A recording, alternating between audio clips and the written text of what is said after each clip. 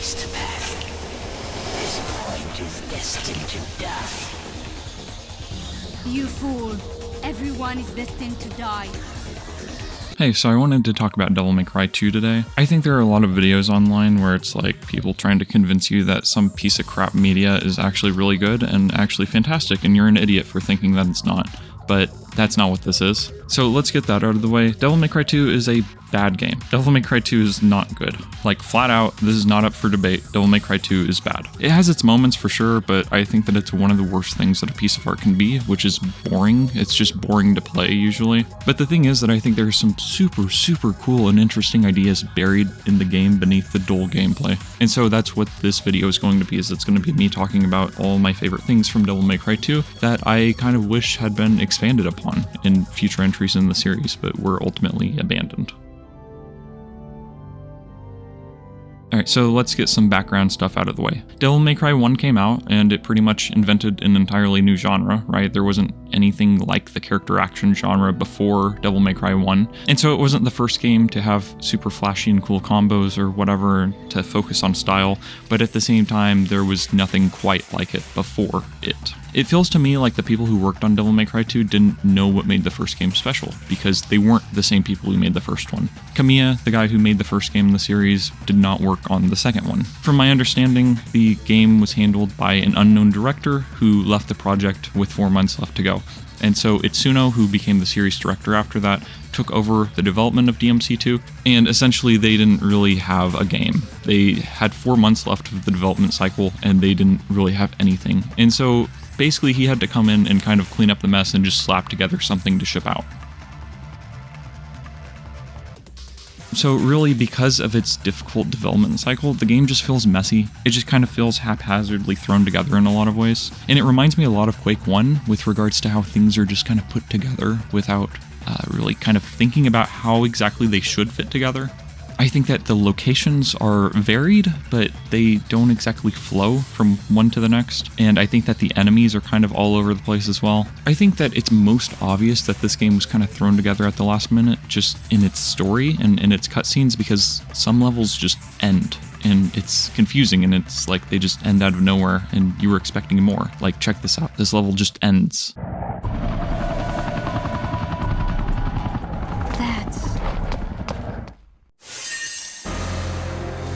And you see the scoreboard screen and you're like, what? It's, you know, like that wasn't a good ending. Like, it feels like there should have been something more there. And I think the entire story has that kind of feeling where one event leads to the next, but it's unclear how exactly you got there. It's unclear how exactly a character goes from one place to the next or what their motivation is. Like, I watched all the cutscenes, but after I had finished Dante's campaign, I was like, I don't even really understand what we were trying to do. It makes me question if I missed some cutscenes or something, like if I just wasn't paying attention or if I accidentally skipped them, but I don't think I did. I think that the game is just unfinished and incomplete. And like I was saying, it feels like they didn't really understand what made Devil May Cry 1 great in the first place. And so there were certain things that weren't emphasized as heavily in the first game as they are in 3 and 4, for instance. Like Dante in the first game, he was still funny, he still cracked jokes, and he still bantered with the bosses and whatever else. Are you the human, the son of Sparta who challenges the darkness for this? Block off, Featherface, or you can stick around and find out the hard way.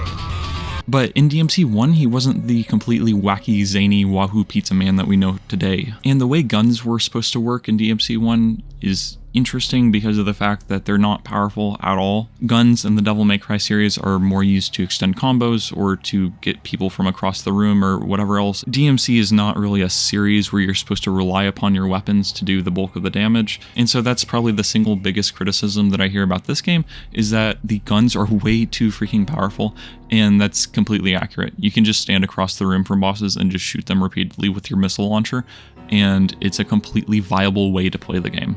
And I actually kind of wish that this idea had been expanded upon by future entries in the series, because in DMC4 Special Edition you do have a chance to play as Lady, who is a human character who only has guns. And so that proved that you can have a viable character action game that uses only guns. And so I do wish that this idea had been expanded upon more thoroughly, but whatever, I guess it's not a huge deal. And like I was saying with Dante, in Devil May Cry 3 and 4, his character is just way, way over the top, and he feels like a cartoon character more than anything else.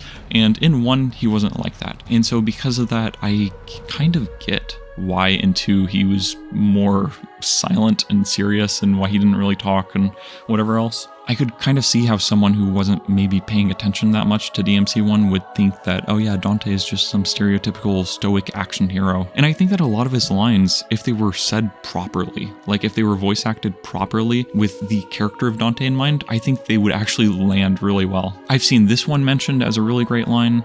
I was going to be the king of this world. King? Yeah. Here's your crown. This line right before Dante fights Trismegia, I think could 100% be pulled off by the right actor. The son of Sparta, you must repent your sins.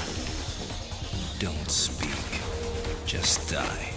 There's that line with Lucia that I stuck at the beginning of the video, and the reason I stuck it at the beginning of the video is because it goes so freaking hard. Like, it's so strong. And I stuck it at the beginning because I wanted to make sure that even if you didn't watch the video all the way through, you would at least see that really cool clip. And at the start of each mission, there are these quotes on the start screen. They say that they are from the guidebook for protectors or the guidebook from hunters, and I think that most of them are kind of underwhelming, actually. I thought they were really cool at first because it felt like a really neat kind of bit of world building, but the further you get into the game, the more cliche and generic the quotes actually become. But there's this one at the very end of Lucia's campaign that says that the path to forgiveness is cleaned with blood, and that's one of the coldest lines I've ever heard.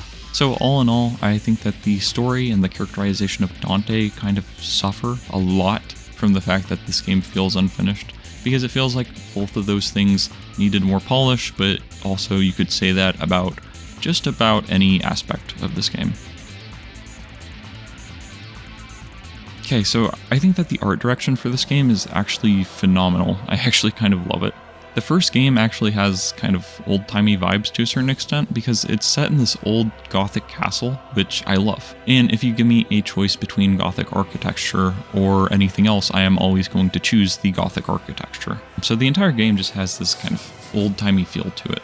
So DMC2 was almost a quote-unquote modern take on it because there are a lot of cities, there are a lot of big buildings and skyscrapers, and the big bad of the game is this evil corporate businessman. And I actually really love the style of the buildings because they do feel like that kind of edgy early 2000s kind of thing. But at the same time, in this day and age, it feels really refreshing to see because you don't really see stuff like that anymore. It's hard for me to think of any media that kind of has this style in this day and age. I think that the buildings are actually really cool looking, and I think that a lot of time and energy went into the environments in this as a whole. There are these very cool looking Middle Eastern type inspired buildings, and I don't know, I've never seen anything quite like it in other Devil May Cry games. And so because of that, I kind of wish that they would bring back this sort of architecture. And if you look at the enemies, I actually love the majority of the designs in this because they're all kind of dark and horrific looking. I would go so far as to say that this game has the grossest looking enemies in the series, and they're certainly the most outwardly devilish and demonic looking. You have these flying winged Baphomet looking creatures, and you have gross worms and bugs, and you have these kind of gremlins and whatever. The enemies are really cool. Mostly they're cool. You do have infested tank and you have infested chopper, and those are freaking stupid. Like flat out, like they're just kind of silly. The infested chopper boss fight is actually horrible, but there's a chase scene leading up to it it's not great. It doesn't play out well, but I really kind of love it as an idea. But I love the fact that I can say, oh yeah, Dante's nemesis is infested chopper. It's stupid and it's silly and it's goofy, and I don't know, I love it for that, I guess. I love it because it makes me laugh. Not because it's good, because it's not good, but you know, it makes me laugh.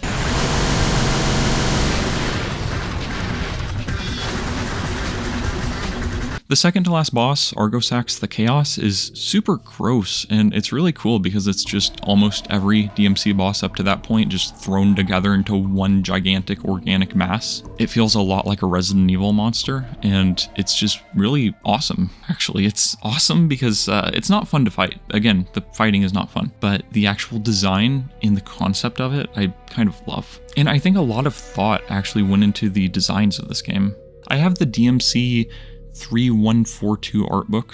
Sorry, I had to remember the number. It's 3142 because that was the order of the series until Devil May Cry 5 came out, and then they switched 2 and 4. So the name of the art book is no longer correct. But anyways, if you read some of the descriptions for the enemies, they're actually super cool. If you read the description for the Despair Embodied, it says, quote, "The Demon King Argosax's true form. It possesses an androgynous body and has ever been revered as a god for its sense of solemnity. But, in truth, it portends ultimate despair. This design took cues from the form of an androgynous human, the ultimate symbol of alchemy, the idea of the sun and the moon combined, and other such motifs. It's meant to be a perfect, everlasting being. It's blazing with endless energy, just like the sun." And I love that. I love the thought and effort that went into putting alchemy into Devil May Cry. I think that's a really cool idea. And then Trismegia's description, for instance, is really cool. Magi means wise man, and these are supposed to be corrupted versions of the 3 wise men from Christian lore. Scholars can be divided into those who research for the sake of humanity and those who research for their own purposes. The 3 sages who make up Trismegia are extreme manifestations of the latter. They've taken their flawed studies to the extreme and forsaken their bodies. Even as nothing more than heads, though, they continue their scholarly pursuit of dark knowledge.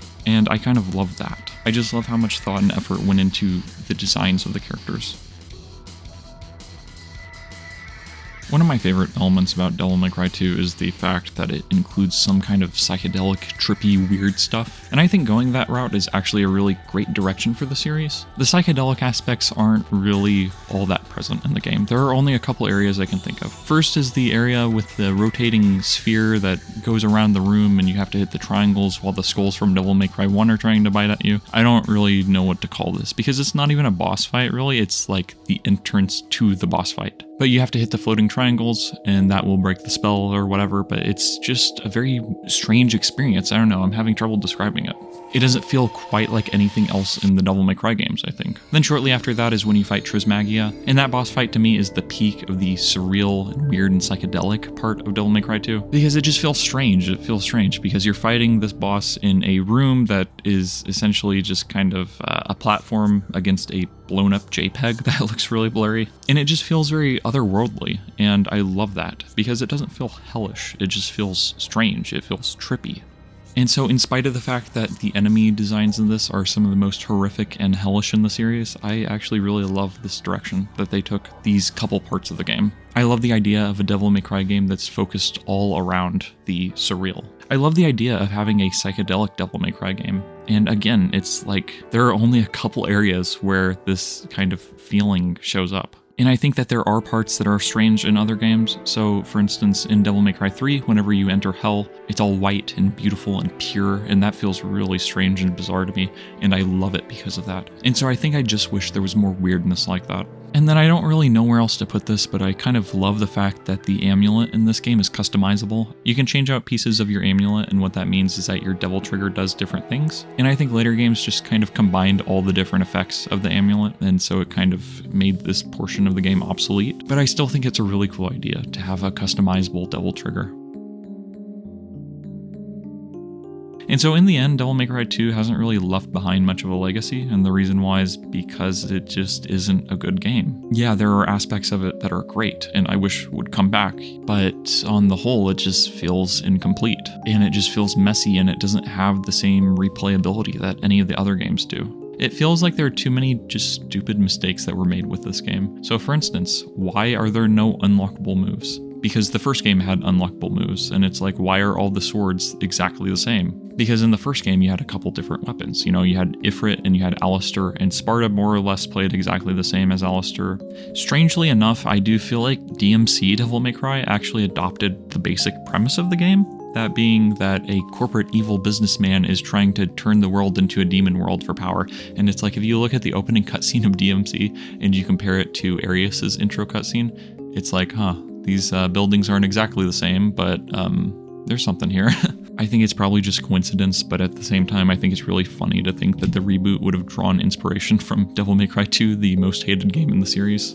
So the legacy of Devil May Cry 2 is just that it is the worst DMC game. It's just incomplete. The AI is broken. Half the time it doesn't even freaking hit you. Like, you can be standing right underneath a boss and attacking it, and it still won't hit you sometimes. And it's like, huh. They just should have spent some more time ironing out the kinks, I think. But I just think it's sad. I think it's kind of sad the way that the game came out and the way that the game has come to be remembered. I think that the way that the game is remembered is 100% justified, but I just think it's sad because there are some pretty cool ideas here. I love the fact that they really leaned into the horror aspect of Devil May Cry with this one. I love the atmosphere. I think they nailed that. I think they nailed the enemy designs, but they forgot to make a good game. And that's kind of the one thing that they were supposed to do. So I love Devil May Cry 5, but in a lot of ways it felt like a kind of greatest hits for the series. I think that it brought back a lot of familiar bosses, a lot of familiar faces, and so I would love it if the series kind of pulled some of these stranger elements from Devil May Cry 2 and tried to do something with them in the future.